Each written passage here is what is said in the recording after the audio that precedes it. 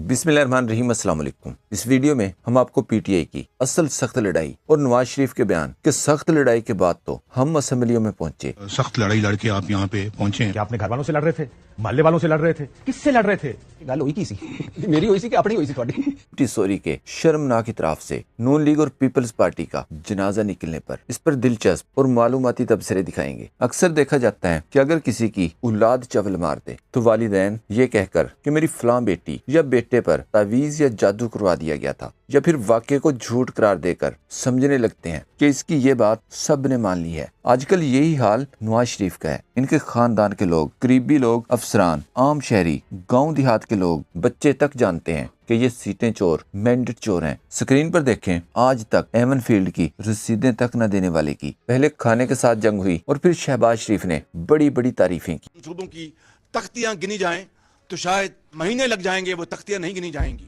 वो है उसका नवाज शरीफ, मोहम्मद नवाज शरीफ। नवाज शरीफ को सियासतदान की बजाय मुदब्बिर करार दे दिया और फिर ये मुदब्बिर उठे और झूठ बोलते हुए कहा हमारे अरकान बहुत सख्त लड़ाई लड़कर कौमी असम्बली पहुंचे हैं। वो जज कहाँ हैं जिन्होंने हमें सिसिलियन माफिया कहा, हमने क्या बिगाड़ा था? ये सब कहते हुए चेहरे पर एहसास गुनाह और बदनामी के खौफ का नामो निशान तक नहीं था। बहुत सख्त लड़ाई लड़के आप यहाँ पे पहुंचे हैं। मैं तो परेशान हो गया। ये कौन सी लड़ाई है? क्या अपने घर वालों से लड़ रहे थे, मोहल्ले वालों से लड़ रहे थे, किससे लड़ रहे थे कि जो लड़ाई इतनी खतरनाक थी, कोई आग का दरिया पार करके मुस्लिम लीग नून वाले यहाँ पे पहुंचे। फिर ये भी मुझे खदशा हुआ कि शायद मियां साहब को ये ना लगा वो गलती से तहरीक इंसाफ की पार्लिमानी पार्टी में पहुंच गए हैं और तहरीक इंसाफ के सरबराह को 3 अदद केसेस में 50 साल के करीब सजा देकर अंदर जेल में डाल दिया गया और लड़ाई मुस्लिम लीग नून के लोग लड़के आए। नवाज शरीफ मुदब्बिर है, इस पर ये क्लिप देखें।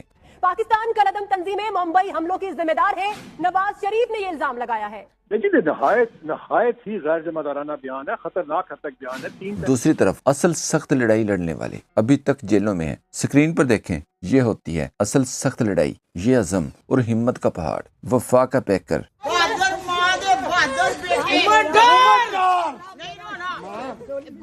नवाज शरीफ की सख्त लड़ाई पर दिलचस्प तबसरे होते रहे। जैसे अहमद बेग ने जवाब दिया, बेशर्म आदमी। जेल में औरतों से सख्त लड़ाइयाँ की, रूपोश हुए उम्मीदवारों से लड़ाइयाँ की, या लोगों के घर हमले करवाकर माओ बीवियों को रेप की धमकियां लगवाकर लड़ाई लड़ी। ये घटिया आदमी इस मुकाबले को भी लड़ाई कह रहा है जिसमें मुखालफिन से बल्ला छीना, कागजात नामजदगी छीने गए। बुज़दिल। इरशाद भट्टी को सुने।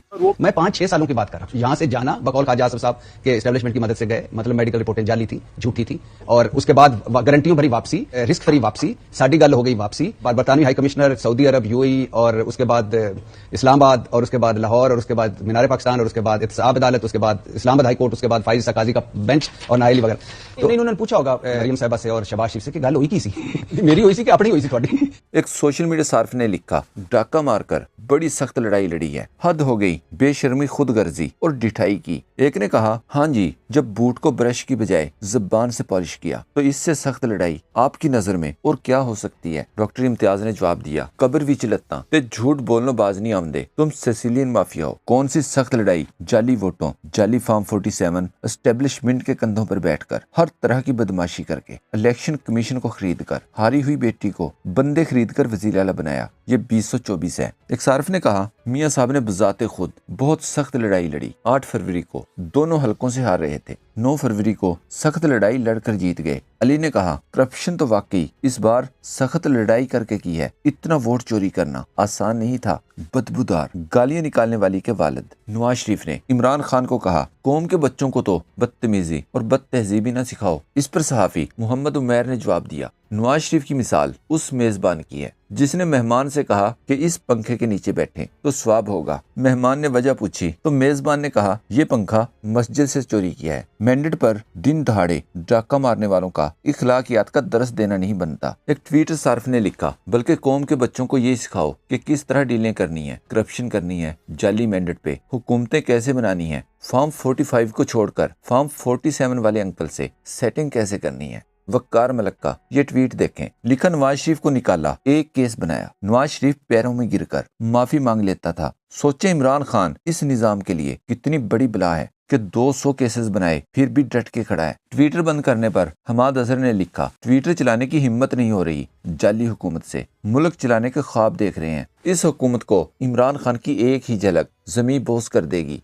مینڈیٹ چوری کی ایک اور گواہی دیکھ لیں۔ ڈاکٹر نثار چیمہ کو تحریک انصاف کے حمایت یافتہ محمد احمد چٹھا نے NH-66 میں شکست دی تھی۔ کہا مجھے سیٹ کی آفر کی گئی مگر میں نے جعلی مینڈیٹ لینے سے انکار کر دیا۔ کہا گیا پیشکش ہوتی رہی لیکن میں نے کہا کہ نہیں، یہ دیکھیں میرا ضمیر اجازت نہیں دیتا ہے۔ دوسری طرف MQM کے ساتھ بالکل وہی کام ہو رہا ہے جو گاڑی چور کے ساتھ ہوتا ہے۔ چوری کی 50 لاکھ کی گاڑی کوئی 5 لاکھ میں بھی لینے کے لیے تیار نہیں ہوتا۔ مصطفیٰ کمال کے بعد پیپلز پارٹی، نون لیگ اور MQM کے درمیان چوری کا مال مطلب حکومتی حصہ بانٹنے پر انکشافات سے بھرپور مصطفیٰ کمال سے بھی زیادہ شرمناک کلپ وائرل ہو چکا ہے۔ یاد رکھیں پیپلز پارٹی، نون لیگ اور MQM کا مینڈیٹ جعلی ہے اور اس بات کی سچائی پر پورے پاکستان میں کسی کو بھی ذرہ برابر شک نہیں ہے۔ کامران ٹیسوری کا وائرل کلپ دیکھیں۔ آپ لوگ جیلوں میں جانے والے تھے، تو بھی جو 7 سیٹیں ہمیں ملی تھی وہ ہمارا اپنا مینڈیٹ تھا۔ کامران ٹیسوری بتانا چاہ رہے ہیں ہم نے PDM کا ساتھ دیا، بدنام ہوئے،